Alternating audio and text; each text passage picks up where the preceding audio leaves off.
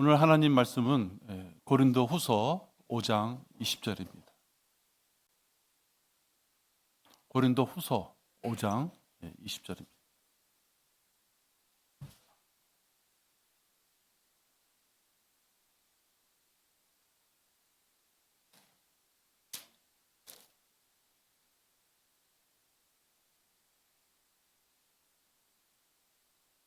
제가 받들어 읽겠습니다. 그러므로 이제 우리는 그리스도를 대신한 대사들로서 하나님께서 우리를 통하여 너희를 권면하신 것 같이 우리도 그리스도를 대신하여 너희에게 간구하노니 너희는 하나님과 화해하라. 네.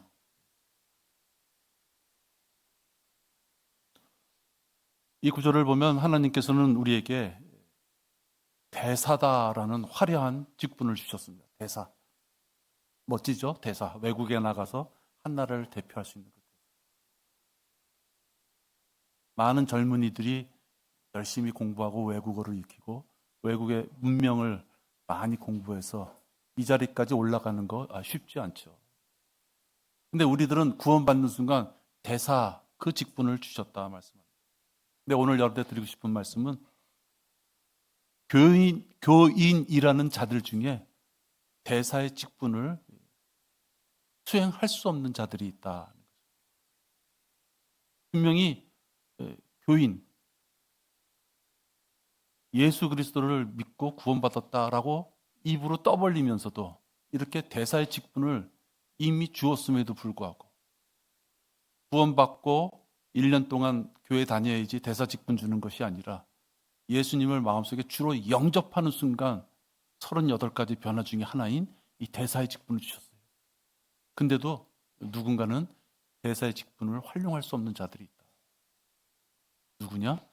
장로교나 감리교 같은 행위 구원자들입니다. 오늘은 그 부분에 대해서 봅니다. 그래서 설교 제목을 죽어야 알게 되는 장로교인들의 지옥행입니다. 설교를 준비하면서 어떻게 하면 함축적으로 제목을 정할까? 죽어야 알게 되는 행위 구원자들의 지옥행, 그렇게 할까? 아니야. 장로교, 감리교, 또 그 이외에 행위 구원을 통해서 구원을 받고자 하는 자들은 지옥행이다 하는 것입니다. 잠시 기도하겠습니다. 하나님 아버지, 저희들의 수많은 교회 가운데 저희들을 주님의 말씀 가운데 인도해 주심을 감사를 드립니다. 오늘 하루가 이 세상의 마지막 그 순간이라 할지라도 저희들은 하나님 보시기에 합당한 모습으로 보여지기를 원합니다. 저희들 이 시간 경배를 드리며 하나님께서 허락하신 말씀을 저희들을 나누고자 합니다.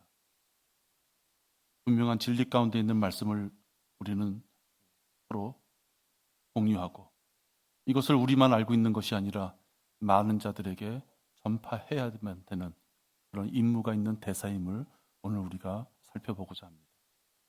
마귀가 우리들의 마음에 어떤 불편함도 주지 않고 말씀 그대로 진리를 받아들일 수 있도록 인도하여 주시옵소서. 주 예수 그리스도 이름으로 기도했습니다. 아멘. 어쩐지 잘 안 보인다 했더니 돋보기를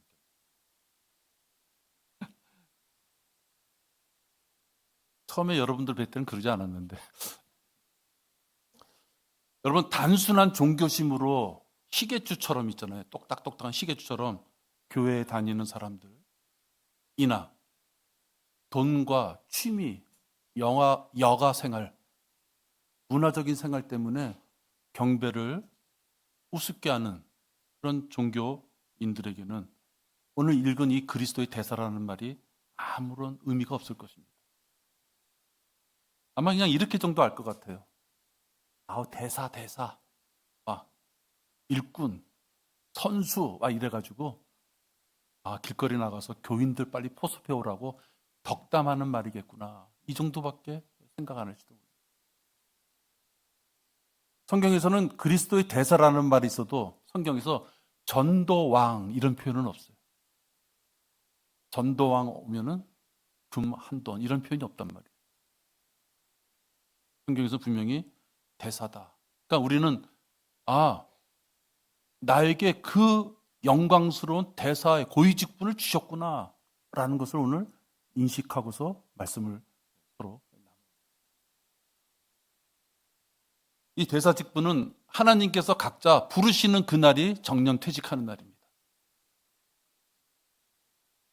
사지를 못 써도 입을 벌릴 수 있다면 대사직분을 활용할 수 있는 것입니다. 제가 춘천에 한창 선교하러 다닐 때 길거리에서 만난 사람이 보호사라 그래야 되나요? 그런 분이었어요. 그분이 일하는 강원대병원인가 한림대병원인가 한번 찾아갔어요.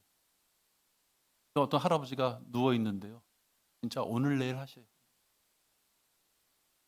신기한 거 있죠? 흑면부지 처음 보는 사람이잖아요. 눈만 간신히 떠. 우리 부부가 가가지고 복음을 전하는 거예요. 들었는지 안 들었는지 알 수가 있나? 뭐래요? 눈 좀 깜빡거려. 여러분, 사지를 아무것도 못 쓰는 분인데 깜빡 해보세요. 한 번 해보세요. 한 번에. 두 번 해보세요. 두 번에. 귀가 들려 있는 거예요.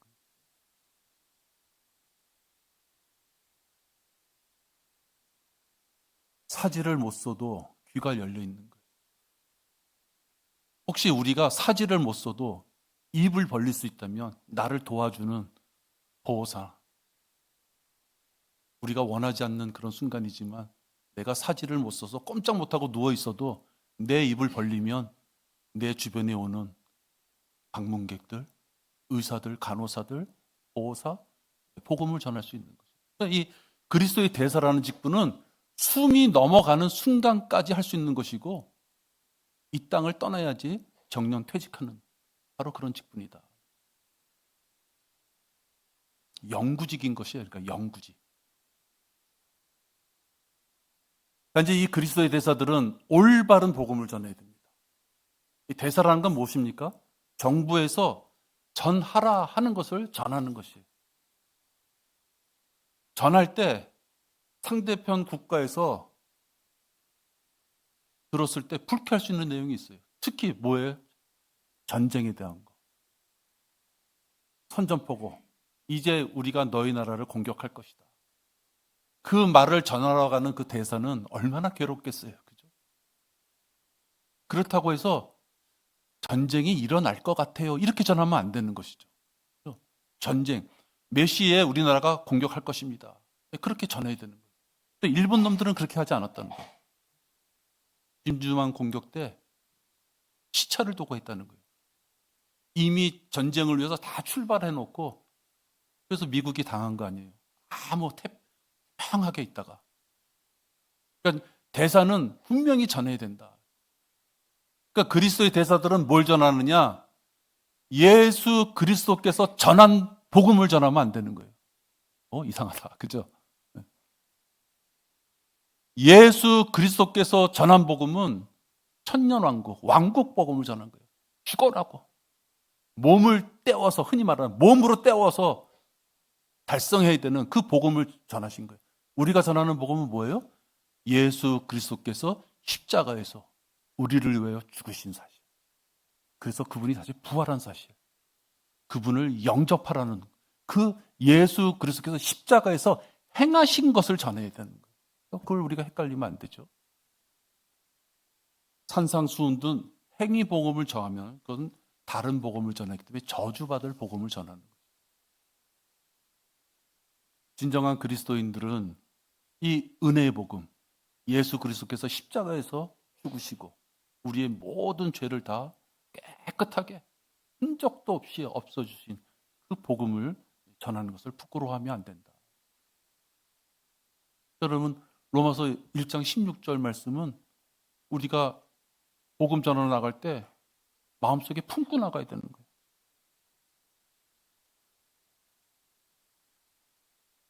로마서 1장 17절이 구원받는 것은 무엇이다? 믿음으로 구원받는 것이다. 그 1장 17절 믿음으로 구원받는다는 것을 부끄러워하면 안 된다는 거예요. 그 말씀을 전하는데 16절 내가 그리스도의 복음을 부끄러워하지 아니하노니. 부끄러워하는 자는 복음을 전할 수 없는 거예요.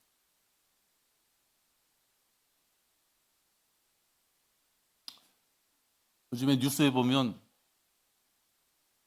자살한 김문기라는 사람에 대해서 얘기가 많이 나오죠. 이재명이 때문에. 그 김문기라는 사람이 자녀들에게 꽤 존경을 받았던 아버지구나라는 걸 알 수가 있어요. 왜냐하면 딸은 그 아버지에 대한 영상을 하나도 파기시키지 않았어요. 그 다음에 그 딸보다 조금 나이가 먹은 그 아들은 시청에 갔는데 우연히도 아버지가 거기를 공무 때문에 온 걸 본 거예요. 그러니까 이 아들이 아버지한테 시청 그 많은 사람들이 있는데서 아빠 이러면서 쫓아가서 붙었대요. 그 아빠가 너무 좋았대요.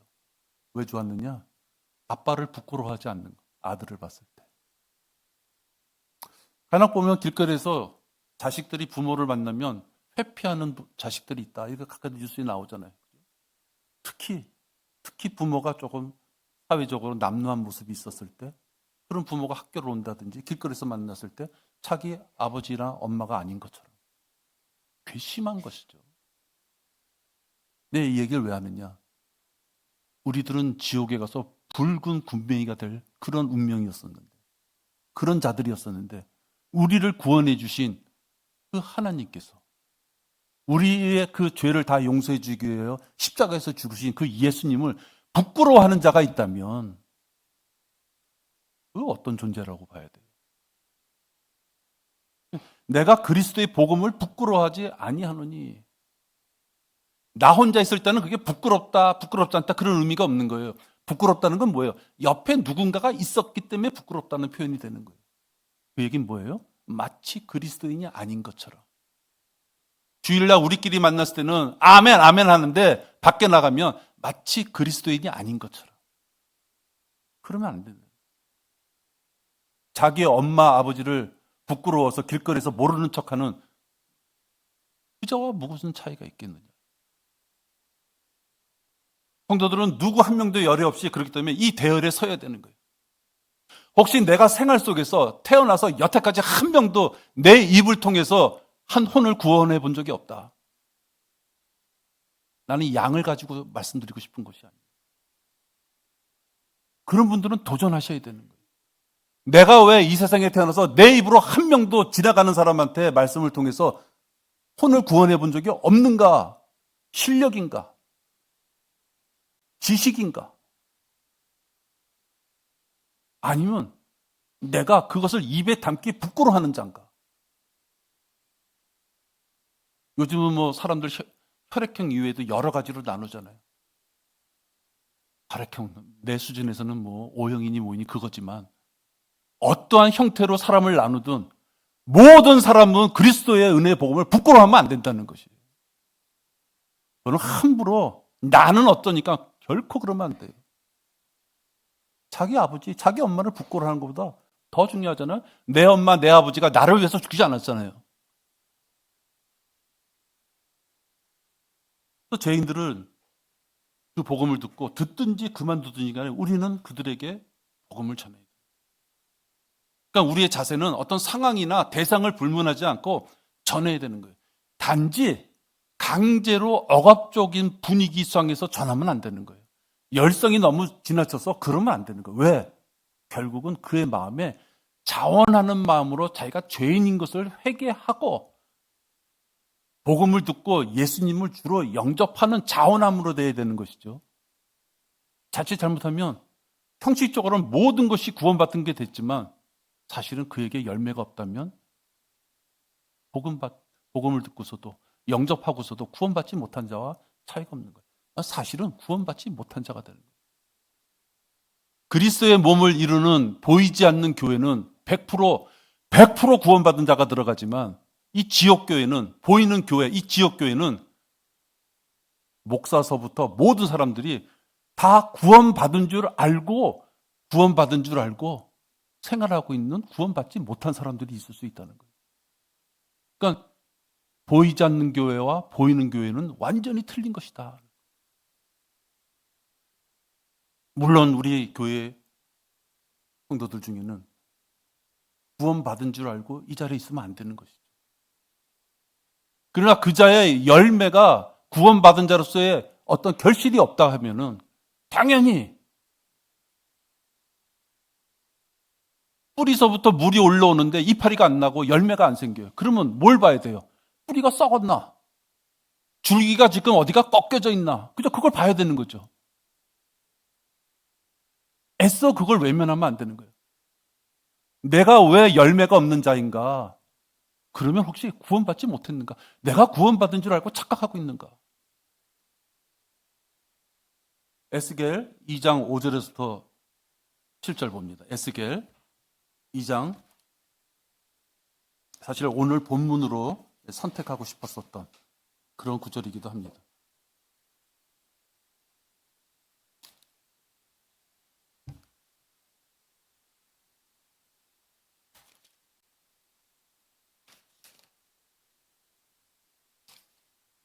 에스겔 2장 5절에서부터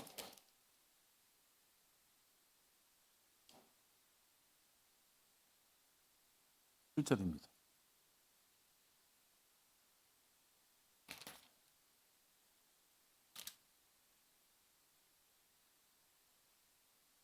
그들이 듣든지 그만두든지 간에 이는 그들은 반역하는 집입니다. 그래도 그들은 선지자가 그들 가운데 있는 것을 알게 되리라. 인자야, 찔레와 가시가 너와 함께 있고 내가 정갈 가운데 거한다 해도 너는 그들을 두려워 말며 그들의 말도 두려워 말라. 그들은 반역하는 집이지만 그들의 말을 두려워하지 말고 그들의 용모에 놀라지도 말라. 그들이 듣든지 그만두든지 간에 너는 내 말을 그들에게 고할지니 이는 그들이 가장 반역을 잘하는 집. 우리 지나가는 사람들에게 복음을 전할 때 다 삿대질하고 싸우자고 덤벼들고 조공순 자매님처럼 어깨를 막 주먹으로 치고 그런 사람들만 있는 사람이 아니에요. 그죠? 그 중에 또 듣는 사람도 있어요. 근데 지금 에스겔에서 말하는 이 2장 5절에서 7절까지는 듣든지 그만두든지 전하라. 누구한테? 반역하는 집한테. 그냥 슬쩍슬쩍 지나가는 정도가 아니라 노골적으로 반역하는 자들에게 전하래. 그들이 듣든지 그만두든지. 그들의 용모에 놀라지 마라. 그리스도인들이 도망가려고 하면 안 되는 것이에요. 그리스도인들이 어디 쥐구멍 있으면 그쪽으로 피하려고 들으면 안 되는 것이에요. 하나님께서 아주 그냥 정확하게 말씀하잖아요. 그들은 반역하는 집이다. 너희가 전하는 그 복음을 들으면 그들이 덤벼들지도 모른다. 그런데 그들의 말을 두려워하지 말고 지나가는 그 행인들의 그 반응을 두려워하지 말고 그들의 용모에 문신 좀 이렇게 그렸다고 타투 좀 했다고 그들을 그러한 용모에 두려워하지 말라는 거예요. 한마디로 말하면 전하라 이 뜻이에요.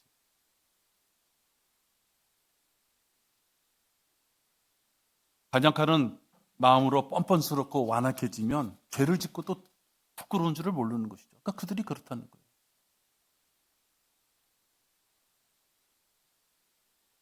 그렇기 때문에 복음을 전파하는 데는 담대함이 필수다.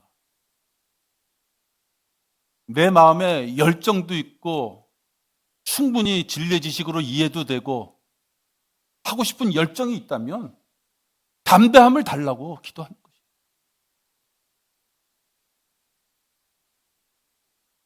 내가 믿음의 생활에 가장 지금 불족한 것이 아무리 봐도 그 부분이다 하면 그 부분을 위해서예요.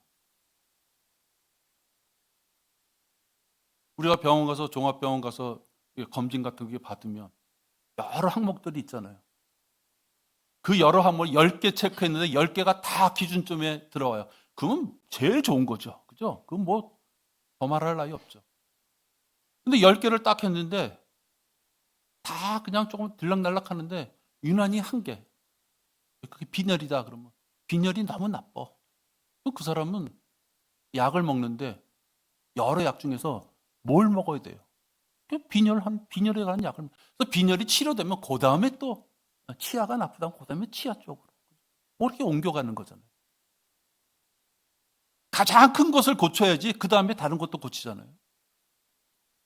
내가 하나님의 관계에 있어서 복음을 전파하는데 내가 무겁고 마음이 무겁고 어둡고 힘이 되고 그걸 덜어야죠.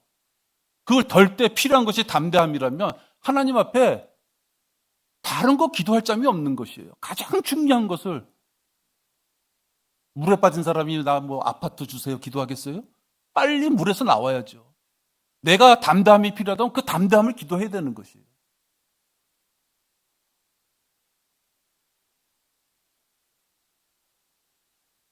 사도 바울도 이런 말을 전했습니다. 너는 말씀을 전파하라. 때를 얻든지 못 얻든지 항상 대비하라. 그러니까 듣든지 안 듣든지와 에스겔의 그 말씀과 디모데후서 4장 2절에 있는 때를 얻든지 못 얻든지 같은 말이잖아요. 쓸데없는 말을 하지 말고 전하라 이 말을 하는 거예요. 전하라.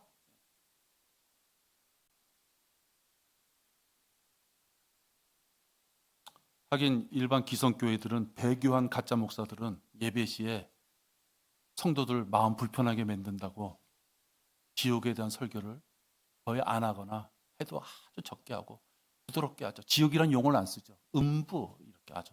뭐 하데스, 뭐 스월 이렇게 그냥 지옥이란 말을 쓰고 싶지 않은 거예요. 그들의 전도지를 보면 지옥, 뜨거운 유황불, 영원한 불 그런 용어가 없어요. 내가 전도지 길거리에서 아무리 받아봐도 그 말을 회피하고 싶은 거죠. 복음을 전할 때 죄인이라는 사실, 그 때문에 지옥 간다는 사실, 그죠? 그걸 전해야 되는데 죄라는 사실을 전해요. 왜? 너는 죄인이야, 죄인이야 이래가지고 그럼 어떻게 해야 돼요? 그러면 이것 좀 해봐, 이것 좀. 새벽 기도나 하고 철회 기도나 하고 헌금해. 돈을 벌 수 있는 길이니까 죄인인 건 지적해요. 근데 지옥은 지적 안 한다. 죄인이 가는 곳이 지옥인데 하나님께서는 지옥에 관한 구원의 말씀을 전하지 않는 자를 짓지 못하는 개라. 개 시리즈 하려고 했던 건 아닌데 지금 우연히 이렇게 됐어요. 짓지 못하는 개라. 그들의 굵어진 배, 퉁퉁한 배를 채워야 되는 것이죠. 그다음에 그들은 영적인 일, 눈앞에 보이지 않는 지옥에 대한 영적인 일들은 한계치는 거예요. 욕심 많은 개가 됩니다.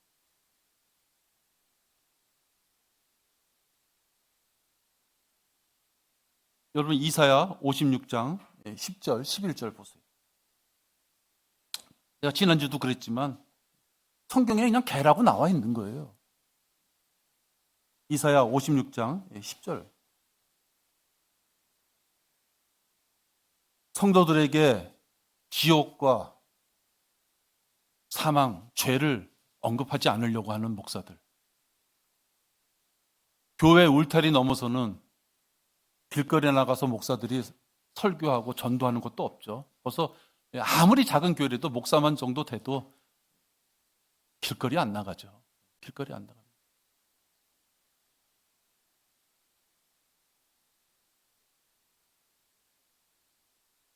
그의 파수꾼들은 눈멀었고 그들은 모두 무지하며 그들은 모두 말 못하는 개들이니 그들이 짖지를 못하고 잠자고 눕고 졸기를 좋아하느니라. 지네끼리 그냥 잘 먹고 잘 사는 거예요. 요새 추수감사절 여러분 그 유튜브 같은데 한번 이렇게 보다 보면 연결되잖아요. 전국 노래자랑이에요. 전국 노래자랑. 가관인 거 있죠. 추수감사절은 성경하고도 상관이 없는 거예요. 돈 뜯으려고 하는 거죠. 정녕 그들은 만족할 줄 모르는 욕심 많은 개들이며 깨닫지 못하는 목자들이라. 그들 모두가 그들 자신의 길만을 보나니 모두가 자기 자리에서 자기의 이익만 도모하고 돈벌이 되는 얘기는 하고 싶지만 지옥이나 죽음, 사망에 대해서는 얘기하고 싶지 않은 것이죠. 여러분, 오늘 읽은 에스겔 2장에는 우리가 중요하게 봐야 될 것이 있어요. 듣든지 그만두든지 간에 전하라는 이 말씀은 사람들에게는 스스로 판단하여 선택할 능력이 있다는 것을 전제로 하는 거예요. 그죠? 전했어. 똑같이 전했는데 3명이 가는 학생들한테 전했는데 그 중에는 듣는 학생이 있고 듣지 않는 학생이 있어요. 저한테 얘기한 대로 할머니 쭉 앉아있을 때 내가 그랬다 그랬잖아요. 4명이 앉아있는데 똑같이 전했는데 제가 낀 것이에요. 옆에서 이렇게 귀담아 듣고 있던 사람이 그 사람 하나 신나게 내가 복음을 전할 때는 내내 하고 대답했던 할머니는 입을 다물어버리고 그 옆에서 눈 뻥뻥해서 들었던 할머니가 갑자기 큰 소리로 영적기도 따라할 때 똑같이 전했어. 똑같은 시간대 똑같이 벤치에 앉아있는 할머니, 나란히 넷이 앉아있는 할머니한테 전했을 때 듣는 자와 듣지 않는 무슨 차이예요? 그들의 선택에 따라서 그 결과가 나는 거예요. 그러니까 에스겔 2장 5절에서부터 7절 뭐 다른 부분도 많죠. 우리에게는 선택할 능력이 있는 것이에요. 그렇기 때문에 우리가 복음을 전파할 그 이유가 있는 것이에요. 그런데 장로교의 칼빈 5대 강령을 보면 인간은 전적으로 타락해서 전적으로 무능력한 자가 되었다. 이 무능력이란 건 뭐예요? 아무것도 할 수 없는, 입 질질 침 흘리고 누워 있어야만 되는, 영적으로 아무것도 할 수 없는 무능력자다, 인간들은. 근데 자기 스스로 구원에 관해서도 선택할 수 없는 존재다, 이렇게 얘기하는 거예요. 이것은 굉장히 비성경적인. 왜? 인간이 타락했다, 전적으로 타락했다는 건 맞는 거예요. 우리는 태어날 때 죄인의 신분으로 돼요. 로마서 3장 10절, 로마서 3장 23절, 로마서 5장 12절, 시편 51편 5절 다 뭐예요? 죽음 가운데 우리가 사망 가운데 죄성을 갖고 태어났다는 거예요. 그러니까 전적 타락은 맞아요. 그렇지만 전적 무능력한 것은 잘못됐다 하는 것이에요. 타락한 우리의 그런 모습으로 태어났지만 자기의 선택에 따라서 무슨 길을 갈 수가 있는 것이 우리지 아무것도 할 수 없는 존재가 아니다 하는 거예요. 근데 칼빈은, 장로교는 타락한 존재들이기 때문에 아무것도 무엇인가를 판단할 수 없다. 근데 그들은 참 비참하죠. 창세 전에 2024년도에 태어나는 어떤 어린아이가 있다면 약 6,000년 전, 그 이전에, 최소한도 6,000년 이전에 햇빛병원에서 태어난 어떤 아이가 구원받았을지 구원받지 않았을지 그것이 정해졌다는 것이에요. 그래서 그들은 애써 자기가 선택받았다, 지옥 가기로 선택받았다고 생각하진 않죠. 대개 자기가 구원받았다고 선택을 받아들여요. 그 교리를. 그렇지만 그들은 죽어갈 나이가 점점 다가올수록 불안과 공포, 허무에 빠지게 돼요. 왜? 자기가 스스로 한 게 아니잖아요. 어떤 고민에 빠져요? 이 목사가 나보고 신앙생활 잘한다 그랬는데 내가 하나님 구원 받았을까?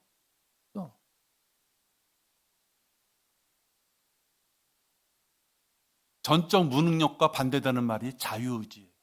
성경에서는 자유의지라는 이 말보다 자원하는 마음으로 또는 각자가 의지를 가지고 무엇을 행했다 이렇게 표현이 돼요. 그게 바로 자유의지.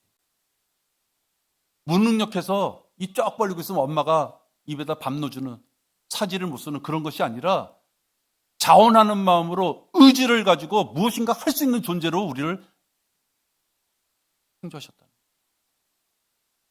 자원하는 마음을 지닌 남자들이나 여자들은 누구나 와서 팔찌와 귀걸이와 반지와 장식들과 모든 금폐물들을 가져왔고 또 예물을 드린 모든 남자들도 주께 금으로 만든 예물을 드렸더라. 흑막을 질 때 성도들이 모세가 야 너 금 몇 돈, 너 뭐 보석 몇 개, 놋 몇 돈 그렇게 얘기한 것이 아니라 자원하는 마음으로. 너희가 주께 화목제의 희생 제물을 드리려거든 너희는 너희 자신의 의지로 그것을 드리라. 네가 뭘 헌금을 하고 희생 제물을 드리려면 의지, 어떤 의지예요? 네가 스스로 판단하는 의지로. 감사 헌금 네 의지로. 11조 네 의지로. 주의 헌금 네 의지로. 교회 봉사하는 건 네 의지로. 자원하는 마음과 의지를 가지고 스스로 하나님의 일을 할 수 있는 것이에요. 그렇죠? 무능력한 바보가 아니라는 거예요. 자원하는 마음으로 자기 스스로 판단할 수 있기 때문에 이렇게 좋은 성막을 짓는데 또 희생제를 자원하는 걸로 드리는 것 말고도 나쁜 방법으로 자원하는 마음을 쓰면 죄를 범하는 일에도 인간이 그 일을 행하게 되는 거예요. 너희가 거룩하신 분이며 의로우신 분을 부인하고 도리어 살인자를 놓아주기를 구하였다. 예수님을 데려 죽이려고 하는, 살인자를 풀어주려고 하는 그들의 의지인 거예요. 그 의지가 나쁜 데도 쓰이면 이렇게 된다는 거예요. 예수님을 죽이는데 그들의 의지를 쓴다는 거예요. 결론은 의지가 있다는 거예요. 생각이 있다는 거예요. 그때 주께서 제자들에게 말씀하시기를 실족해 하는 일이 없을 수는 없으나 그런 일이 일어나게 하는 그 사람에게는 화 있으리라. 사람은 다 실수할 수가 있어요. 근데 그 실수로 인하여 어떤 일을 일어나게 하는 사람, 누군가 했을 거 아니에요. 그 사람은 책임을 져라 했듯이. 자원하는 의지가 있는 그 자유의지가 있기 때문에 하나님 앞에 좋은 일에도 그 의지를 발휘하지만 나쁜 일에도 의지를 발휘하는 거예요. 성경에는요, 양자택일이 너무너무 많아요. 하나님께서는 양자택일의 그 결과까지도 다 일러주세요. 두 가지 길이 있다. 일로 가면 이렇게 되고 일로 가면 이렇게 된다. 그 길을 누가 가요? 그 백성이 판단했어. 먹을 것이 없고 굶어 죽게 생겼을 때는 하나님이 원하는 길로. 이제 먹고 살만해. 성막의 근처에 가고 싶지 않아. 제사장 만나고 싶지 않아. 이방 여자, 이방의 우상, 그게 술도 있고 춤도 있고 노름도 있고 그게 좋아. 자기가 판단한 거예요. 일로 와라 그랬는데 그 길로 자기가 판단하면 그때는 어떻게 돼요? 하나님의 엄중한 징계를 받는 거예요. 이스라엘 민족이 죄를 범했을 때 하나님께서는 느부갓네살을 통해서 벌을 주잖아요. 여러분 성경에는 어떻게 되어 있는 줄 아세요? 날카롭게 가른 칼을 느부갓네살한테 주는 거예요. 근데 그 칼의 능력이 어느 정도냐면 예수님께서 천년왕국 때 철장으로 다스린다 그러잖아요. 그죠? 막대기는 막대기인데 그게 쇠막대기야. 예수님이 다루시는 것이 철장인데 성경에는 느부갓네살한테 칼을 주면서 이스라엘 민족을 징계, 죽이라고 하는 그 칼의 능력이 뭐냐면 예수 그리스도께서 갖고 계시는 철장, 그것보다도 더 힘이 세다라고 표현이 되어 있는 거예요. 하나님은 사랑이시지만 하나님 생각에 원하지 않는 길을 가는 자에게는요, 날카롭게 가른 나를 세운 그 칼을 주시는데 예수님이 가졌던 그 철장보다도 강한 칼을 주셨다는 거예요. 순종하는 자와 순종하지 않는 자. 여러분 로마서 6장 16절 보세요. 로마서 6장 16절입니다.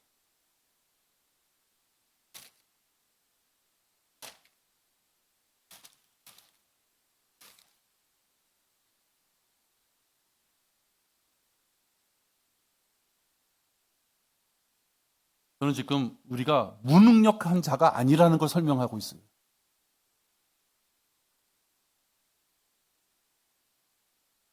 너희가 자신을 종으로 드려 누구에게 드리느냐? 누구에게 순종하든지 너희가 순종하는 자의 종이 되어. 우리가 누구한테 순종을 하면 그 자의 종이 된다는 얘기예요. 그건 이해가 가시죠? 네. 네. 근데 누구에게 순종하느냐?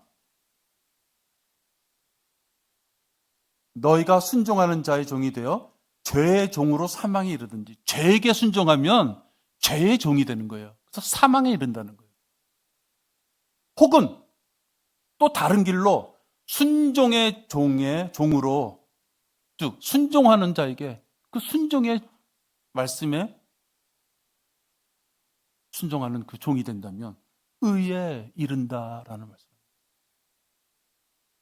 우리는 둘 중에 하나는 순종을 하는데 그의 판단에 의해서 죄에 순종하느냐, 하나님 말씀에 순종하느냐는 우리들에게 열려져 있는 것이고, 그거에 따라서 누구는 사망으로, 그죠? 누구는 의에 이른다라고 말씀하는 거예요. 그러니까 우리는 판단할 수 있는 능력이 있는 거예요.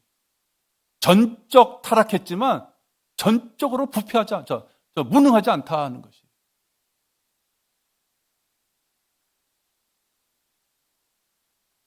인간의 이런 전적 무능력은 참으로 비성경적인 것이다.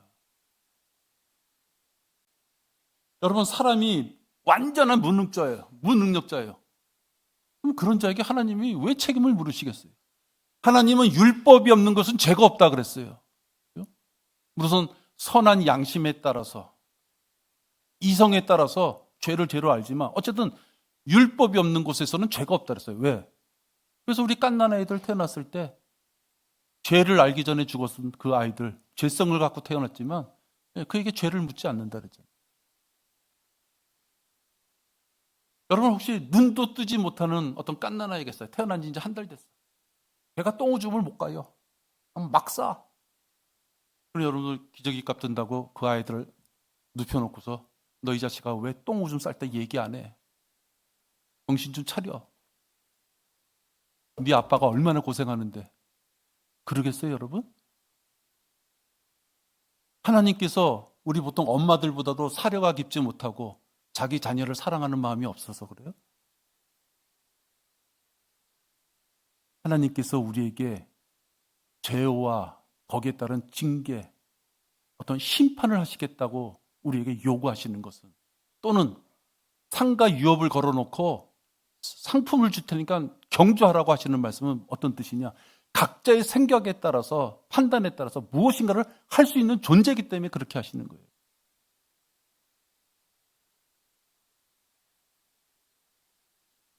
그런데 이 장로교 교리, 지금 내가 말한 전적 무능력을 믿는 자들에게는 우리가 복음을 전파할 수가 없어요.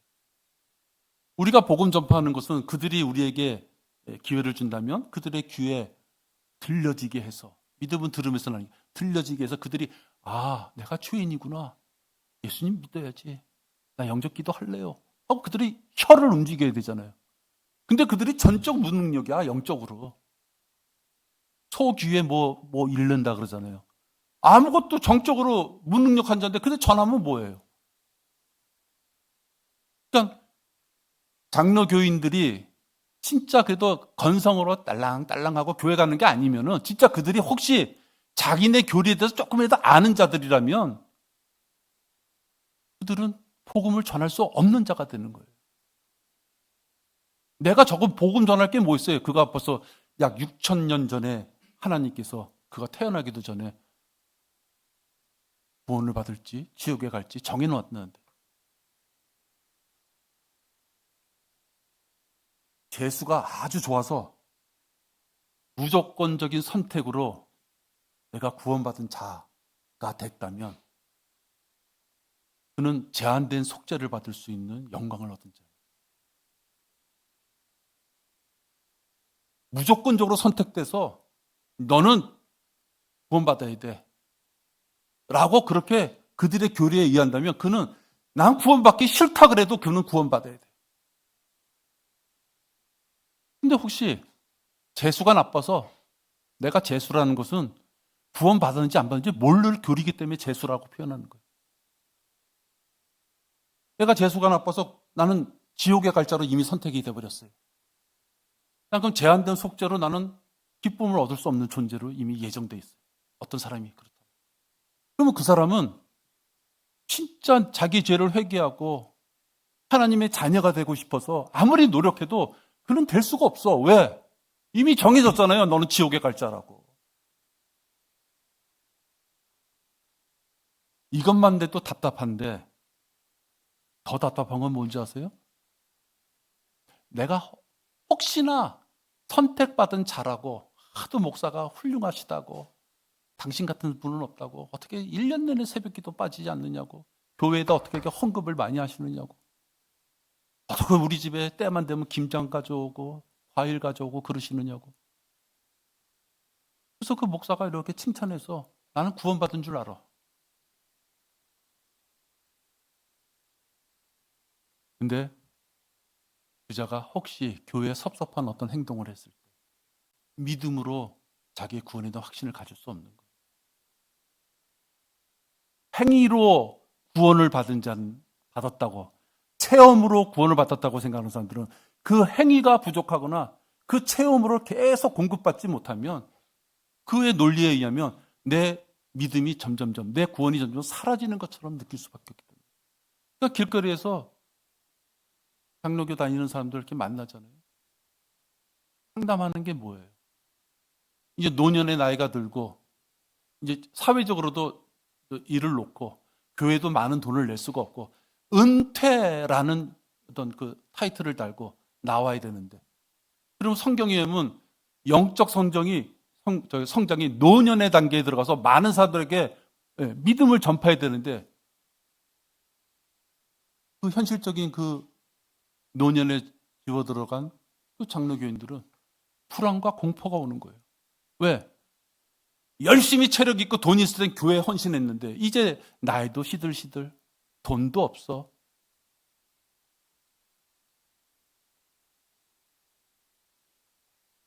그들이 처해진 형편이 불쌍하기 짝이 없다.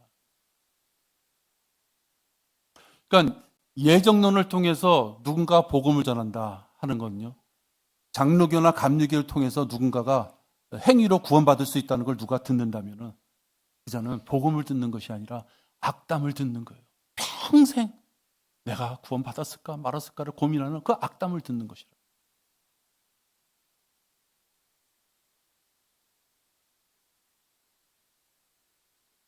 그래서 어떤 자가 선택받았다고 자기가 믿게 되고 지금 내가 최선을 다하고 있으므로 구원받은 자가 틀림없다고 누군가 믿게 됐다고 가정하여면, 근데 그에게 마지막으로 한 가지 더 주어지는 짐이 있어요. 성도의 견인이라는 거예요.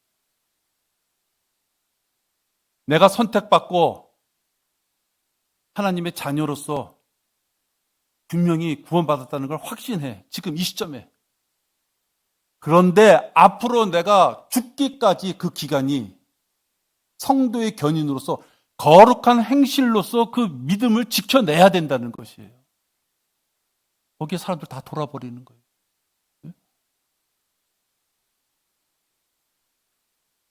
100m 달리기 다 했는데 죽어라고 거기에 달려서 타이틀 딱 얻었는데 10m 더 달려.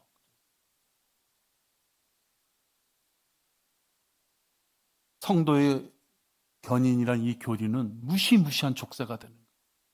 왜 그런지 아세요? 끝까지 견인되지 못한 성도들은 그들의 말에 의하면 넌 선택받았어. 그럼 선택받았다고 한 자는 선택받았으니까 흔히 그들이 얘기하는 천국에 가야 되는데 죄가 있으면 안 된다. 그들은 어떻게 얘기해요? 아, 너희들은 처음부터 구원받지 않은 자였다. 그들은 그게 두려운 것이.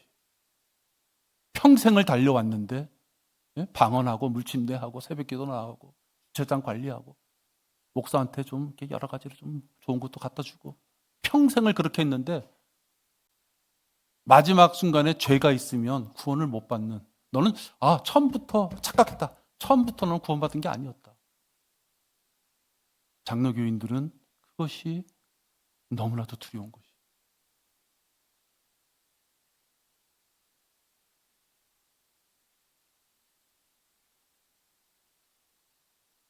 죄인들은 결코 썩어질 육신의 이 어떤 행실을 가지고 구원받을 수 없어요. 죄인이 회개하고 하나님이신 예수 그리스도께서 십자가에서 우리를 구원시켜 주시고자 죽으셨어요. 그분을 구세주로 영접하면 구원받는 거예요. 선택, 그걸 또 지켜놔야 돼, 성도의 교인으로. 근데 또 그것도 죽기 전에 좀 알았으면 그나마 속이 후련할 텐데. 성도의 견이라는 건 뭐예요? 죽기까지 거룩한 행실로서 믿음을 지켜야 되기 때문에 죽는 것과 생각하는 판단이 동시점에 같이 갈 수 없잖아요. 그죠? 그냥 그들은 그들의 교리대로 잘 이끌어 왔어도 죽어봐야지 않은 것이에요. 연옥처럼 카톨릭 다니는 사람들, 똑똑한 사람들은 알아요. 뭘 알아요? 자기가 어디로 갈지 아직 결정되지 않았다. 연옥에 갔을 때 살아있는 자손들이 많은 봉사, 헌신, 한마디로 돈 성당에 좀 갖다 주고 기도해 주고 그래야지 후손들의 힘으로 지옥을 가든 어딜 가든. 장로교의 예정론도 마찬가지다 하는 거예요. 거룩한 행실로 그들의 믿음을 끝까지 지키라고 했기 때문에 죽어봐야지 내가 어디가 있는지 아는 거예요. 근데 어디가 있는지 알아볼 필요가 없다. 눈 뜨는 순간 지옥이다 하는 거예요. 뭘 알아봐, 알아보기는. 눈 뜨는 순간 지옥이거든. 예수 그리스도를 구세주로 영접한 자, 마음의 믿음으로 복음을 받아들인 자, 그런 자들은 끝까지 지키고 말고 할 게가 없는 거예요. 왜? 고린도 12장 12절 13절이에요. 성령 침례에 의해서 구원받는 순간 신학적인 교리, 하나님의 약속에 따라서 그는 이미 구원받는 순간 동시에 그리스도의 몸의 지체가 되는 것이에요. 예수님은 지옥에 갈 수 없는 분이에요. 우리의 죄를 지옥에다 버리기 위하여 3일낮 3일 밤 그 기간 동안에 잠깐 다녀오셨지만 지옥에 가실 수가 없는 분이에요. 지옥에 가실 수 없는 분의 몸의 일부가 우리가 된다 하는 것이에요. 그게 신학적으로 우리에게 가르쳐주는 교리예요. 그러니까 여러분이 예수 그리스도를 마음의 구세주로 영접했다면 예수님과 같이 이미 한 몸이 돼서 셋째 하늘에 올라가 있는 것이에요. 에베소서 2장에 있는 말씀처럼 우리의 영은 벌써 올라가 있는 거예요. 우리의 몸은 휴거 때 올라가지만 이미 우리는 구원받는 순간 예수 그리스도의 몸의 지체가 됐다. 몸은 하나인데 많은 지체가 있고 한 몸의 지체는 많아도 모두 한 몸인 것처럼 그리스도께서도 그러하시니라. 유대인이나 이방이나 종이나 자유이나 한 성령에 의하여 우리 모두가 한 몸 안으로 침례를 받았으며 또 모두가 한 성령 안으로 마시게 되었다. 그러니까 우리는 구원받는 순간 거기서 모든 것이 끝나는 것이에요. 내 구원에 대한 어떤 사실은 다 끝나는 것이에요. 죄에 대한 형벌은 그 순간에 다 끝나는 것이에요. 구원받는 순간까지 내 모든 죄는 마치 흰 눈처럼 없는 것처럼 깨끗해지는 것이에요. 근데 간혹 또 그렇게 얘기하니까 야, 니네 교회는 그러면 구원받고 나서 계속 죄 져도 괜찮네? 그건 어거지죠. 성경이 그렇게 되어 있지 않죠. 구원받았으면 그리스도인답게 합당하게 살으라고 말씀이 되어 있죠. 또 요한일서 1장 9절에 있는 말씀처럼 옛사람의 죄성 때문에 죄를 짓게 되니 다 일러줘요. 도망갈 길을 마련해 주셨잖아요. 너희 죄를 자백하면 신실하신 그분께서 다 용서해 주겠다. 너희 입술로 자백하면 용서해 주시겠다. 그러니까 구원받았다고 해서 죄를 짓지 않는 몸이 되는 것이 아니죠. 옛사람의 그 성품 때문에 새 사람이 갈등을 일으킬 때 우리들의 연약함 때문에 죄를 지었을 경우 하나님께서는 지옥으로 보내는 것이 아니라 이미 그리스도의 몸의 일부가 됐으니 구원은 받았을 때 그 죄로 하늘나라에 오면 안 되니 그 죄를 너희들의 입술로 자백하라. 목사한테 찾아가서 나 무슨 죄 졌어요. 그렇게 하는 얘기가 아니라 너희 스스로 자백하라. 자백이 뭐예요? 고백은 남한테 얘기하는 자백은 자기 스스로 해요. 그것도 못합니까? 그죠?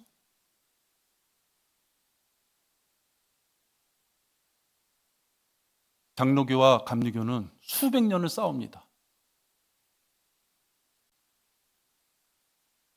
서로 교리가 상반되잖아요. 선택됐다. 한쪽은 구원을 얻어야 된다.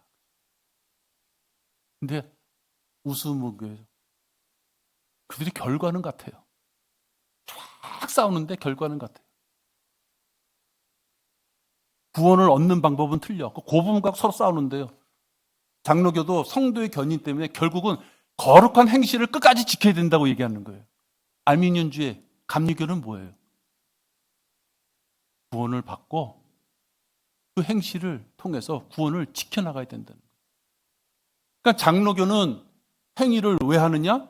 선택받은 것을 지키기 위하여 행위를 해야 되는 것이고, 감리교는 행위를 왜 하느냐? 구원을 받았으면 그 구원을 지키라는 것이에요. 그러니까 결과적으로는 뭐예요? 둘 다 행위를 얘기하는 거예요. 그러니까 우리 교회는 장로교, 칼빈주의 장로교도 아니요, 알미니언주의 감리교도 아니다. 근데 시중에 많은 사람들은 어떻게 알고 있어요? 그냥 우리나라는 장로교, 감리교 둘 중에 어디에? 내가 장로교십니까? 그러면 아닙니다고. 아, 그러면 감리교, 알미니언주의겠군요. 이렇게 얘기하는 거예요. 무식한 놈들끼리 무식한 얘기를 하는 거예요. 우리는 장로교도 아니요, 감리교도 아니에요. 우리가 믿는 것은 행위가 아니라 그 두 가지는 결국은 행위를 얘기하는 거예요. 우리는 행위로서 구원받지 않는 들과 틀린 교리를 가진 자들이다.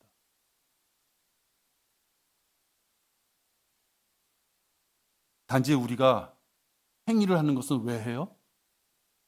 구원받기 위하여 행위를 하는 것이 아니라 구원받고 난 후 우리를 위하여 준비하셨다는 그 상과 유업을 얻기 위하여 달려갈 길을 달려라 하는 거예요.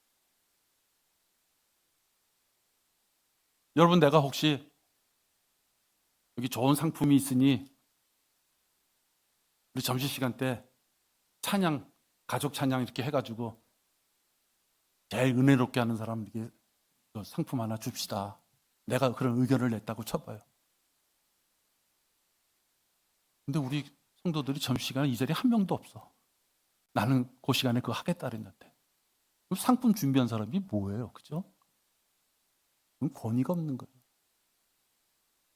그 사람의 권위도 없을 거고 상품도 우습게 보는 거겠죠. 타봤자, 에이.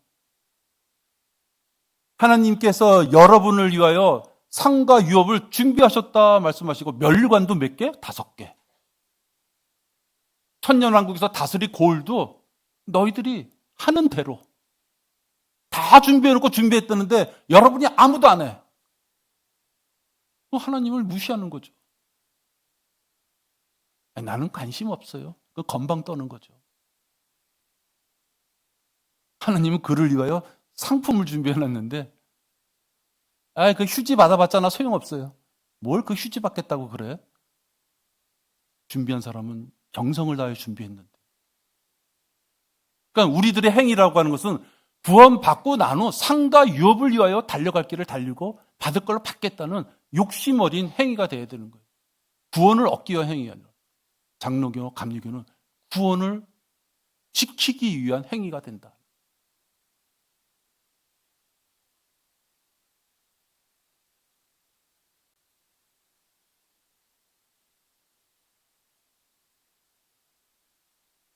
복음을 각자가 들었을 때 자유의지로 믿고 예수 그리스도를 구세주로 영접하면 되는 것이에요.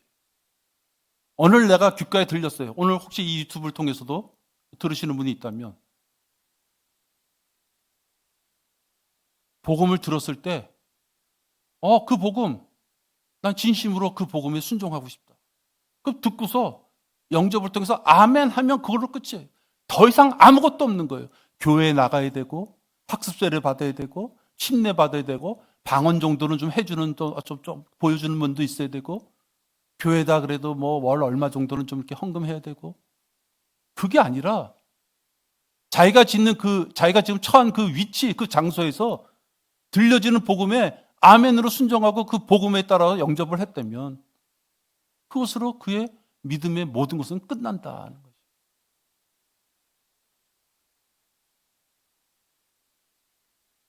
그들이 들었을 때 선택하는 것에 따라서 복과 저주가 달라진다. 그들의 선택에 따라서 복과 저주가 달라진다.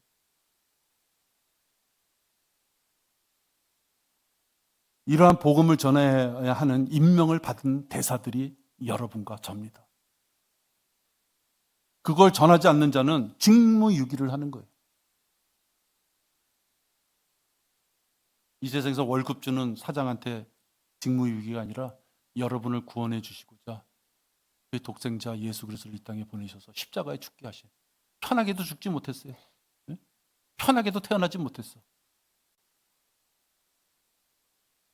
우리들의 고통과 고민, 고난, 시련 그런 걸 모두 다 용서해 주시기 위하여 100% 인성을 갖고 태어나셔야만 됐기 때문에 여러분들은 마국간에서 태어나지 않았잖아요. 예수 그리스도는 마국간에서 태어났잖아요. 지푸라기 속에서. 그분이 말씀하신 그리스도의 대사, 교회의 대사, 성경의 대사가 아니에요. 그리스도의 대사, 대한민국의 대사, 그거 마찬가지죠. 그리스도의 대사, 나를 위하여 죽으신 예수님의 그 말씀을 대언해 주는 자로서 우리가 선택을 받고 명령을 받았는데 그걸 지키지 않는 자는 직무유기인 거예요. 저도 직장생활 좀 했지만 조금 짬밥이 넘어가면 좀 요령껏 하고 싶은 것들이 생겨요. 신입사원 때는 그냥 하나 하라면 하나 하고 조금 요령 생기면 하나 하라는데 2개 했죠. 조금 짬밥이 먹으면 5개 시켰는데 한 3개만 하고 2개는 한 것처럼 이렇게 포장할 수 있는. 그죠? 다 그게 사회생활인 것 같아요. 여러분 하나님을 속이려고 하면 안 돼요. 하나님이 준 직무는 외면하면서 다른 걸 요구한다? 여러분 같으면 해주시겠어요? 나는 속이 좁아서 그런지 나는 안 해줄 것 같아. 나는 밴댕이 속인지 몰라도 나는 안 해줄 것 같다고요. 에스겔 3장 18절에 보면 이런 말씀이 있습니다.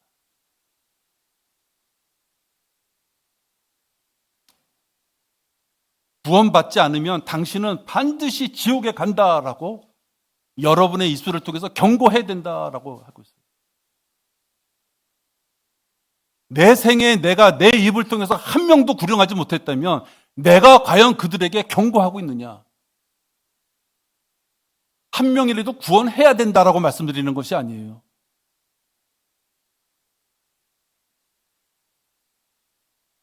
혹시 내 생에 내가 한 명이라도 구원하지 못했다면 내가 경고하지 않고 있는 자인가? 그거는 살펴봐야 되는 것이에요. 내가 악인에게 말하기를 너는 반드시 죽으리라 할 때에 내가 그에게 경고도 주지 아니하고 그 악인에게 그의 악한 길에서 떠나라고 경고하여 그의 생명을 구하라고 말하지도 아니하면 바로 그 악인은 그의 죄악 가운데서 죽을 것이나 나는 내 손에서 그의 피를 요구하리라.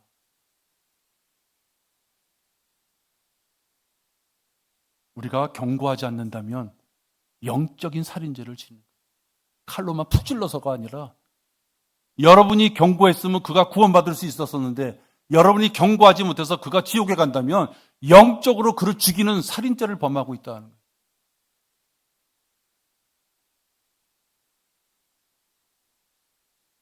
우리가 죄인들이 지옥에 가는 것을 방관하고 있다면 하나님께서는 분명히 그리스도의 심판석에서 그 책임을 물을 것이다.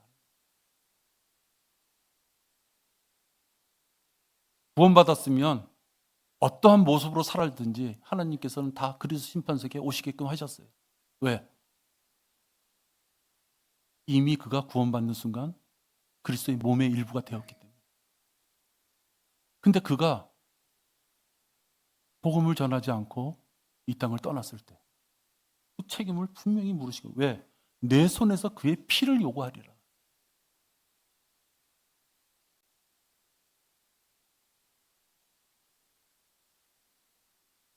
그리스도의 대사는 우리들이 해야 될 것이에요. 같은 교인이라고, 우린 그들을 교인이라고 하죠. 우리는 성도라고 합니다.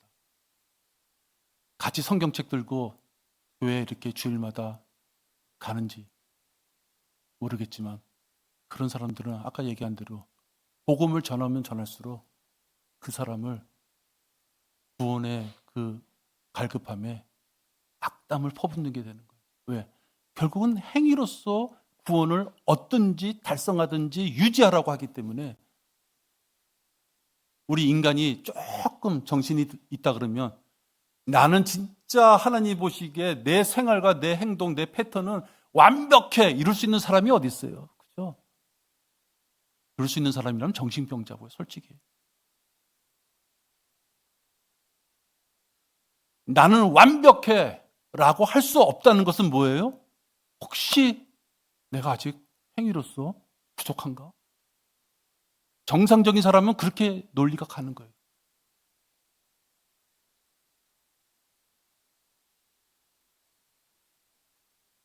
누군가가 선택받았다고 자기가 생각해도 성도의 견인을 충족시킬 수 없다면 그는 두렵기 때문에 요즘 추수감사절, 이방신을 섬기는 크리스마스나 부활절 정신없이 쫓아다니는 거예요. 그런 짓거리를 하면 안 되죠. 그것은 빨리 빠져나와야 되는 거예요. 그들이 우리와 비슷한 성경을 쓰고 비슷한 찬양을 하고 비슷한 용어를 쓰고 있다 할지라도 그들은 우리랑 전혀 다른 길을 가고 있다.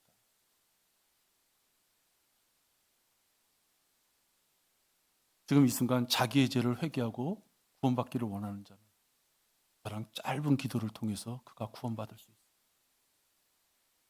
평생을 죽어봐야지 않은 그런 구원이 아니라 여러분이 의지를 가지고 이 기도에 마음을 다해서 하나님 앞에 순종하겠다면 약속에 따라서 구원받는 거예요.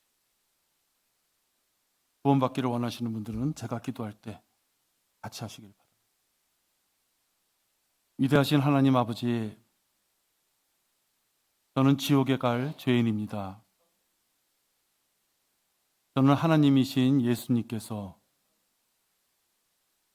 저희 죄를 위하여 십자가에 피 흘려 죽으시고 장사 되셨다가 부활하신 것을 믿습니다. 부활하신 것을 믿습니다.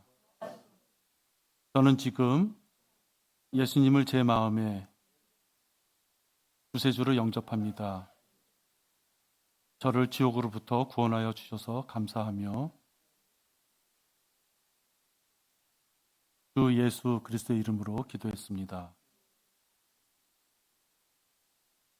아멘. 네. 우리들의 구원은 이거 이상 이하가 없습니다. 고린도서 15장 14절에 의하면 예수 그리스도의 부활이 없다면 우리의 믿음이 헛되다고 얘기했어요. 이거 위에는 어떠한 조건도 하나님 우리에게 주신 적이 없어요. 복음을 들었을 때 고린도서 15장 3, 4절을 통하여 로마서 10장 9절과 10절을 통하여 하나님이신 예수님을 마음의 구세주로 제가 지금 했던 것처럼 그렇게 영접했다면 그의 구원은 거기서 끝난 것입니다. 그것이 확정된 것이고 그것이 구원이 보장된 것입니다. 장로교나 감리교처럼 행위를 통하여 얻거나 유지하거나 보장을 받으려고 한다면 그것은 결국은 평생을 아무것도 확신하지 못하고 불안 가운데 살다가 죽을 수밖에 없고 결국은 지옥에서 눈을 떠야만 된다는 것입니다.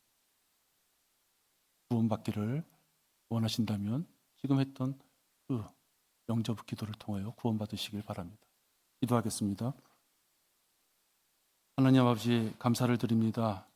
수많은 교회가 있으나 올바른 성경적 구원론을 통하여 이렇게 단순하면서도 확실한 구원을 저희들이 알 수 있음을 감사를 드립니다.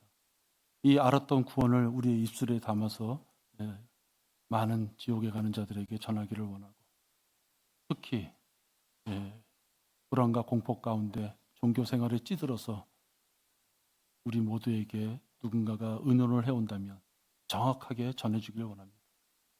우리가 오늘 나눈 말씀은 이야기처럼 들려갈 수 없습니다. 공부를 하고 머릿속에 집어넣어야만 됩니다.